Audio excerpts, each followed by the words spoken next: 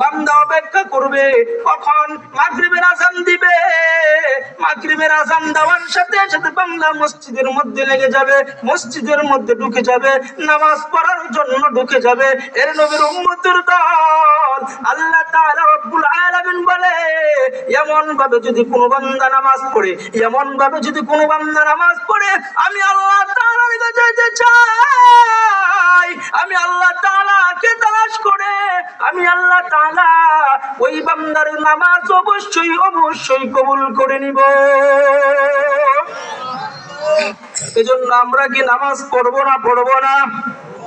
আল্লাহ কি বলছে বান্দা নামাজ পড়ে মসজিদে বসে থাকার কথা বলেছে? আওয়াজ দিতে হবে বলছে?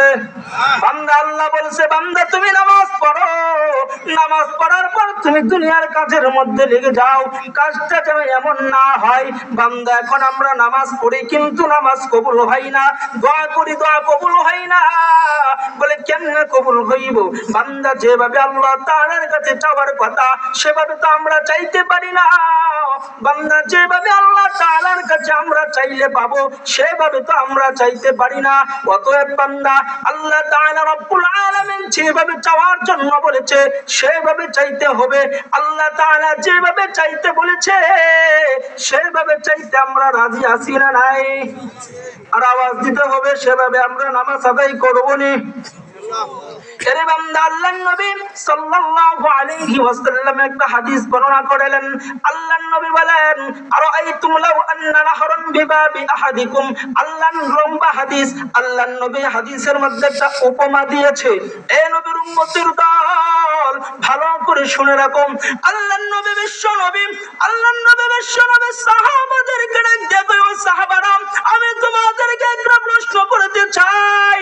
সাহাবারা বলল, ইয়া রাসূলুল্লাহ, ইয়া হাবিবাল্লাহ, আপনি কি প্রশ্ন করতে চান? সাহাবাদেরকে আল্লাহর নবী বললেন, ও সাহাবারা বলো তো দেখি, তোমাদের ঘরের দরজায় যদি একটা নহর থাকে, নহর, পানির নহর, আর ওই নহরের মধ্যে যদি কোন সাহাবী, আল্লাহর নবী সাহাবীকে বললেন, ওই নহরের মধ্যে যদি কোন বান্দা গোসল করে তাহলে দিন যদি 5 বার গোসল করে, আর ওই দিন 5 বার গোসল করার কারণে ওই বান্দার শরীরের মধ্যে কোনো ময়লা থাকবে কিনা? সাহাবারা রাসূল সাল্লাল্লাহু আলাইহি ওয়াসাল্লামকে বললেন, ইয়া রাসূলুল্লাহ, ইয়া হাবিবাল্লাহ, এটা কখনোই না। যদি কোন বান্দা, আপনারাই বলেন তো দেখি, কোন বান্দা যদি দিন 5 বার গোসল করে ওই বান্দার শরীরে কি কোনো ময়লা থাকবে? কথা বলেন, থাকবে? আল্লাহর নবী বলেন, কোন বান্দা যদি দিন 5 বার এমন ভাবে নামাজ পড়ে তাহলে বান্দা 5 বার নামাজ পড়ার কারণে যেমনি ভাবে তার শরীরের মধ্যে কোনো ময়লা থাকে না, ঠিক তেমনি ভাবে ওই বান্দার শরীরের মধ্যে 5 ওয়াক্ত নামাজ